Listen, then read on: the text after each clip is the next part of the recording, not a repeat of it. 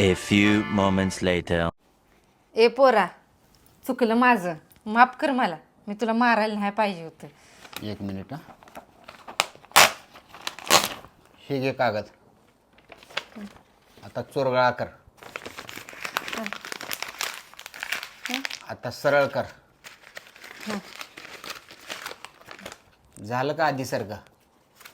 नाही. तशीच काही नाती असतात जे सॉरी बोलल्याने ठीक होत नसतात. ठीक आहे, ते रिमोट उचल. हां. टीव्ही चालू कर. झाला का चालू? नाही. तुझ्या पद्धतीनं चालू कर.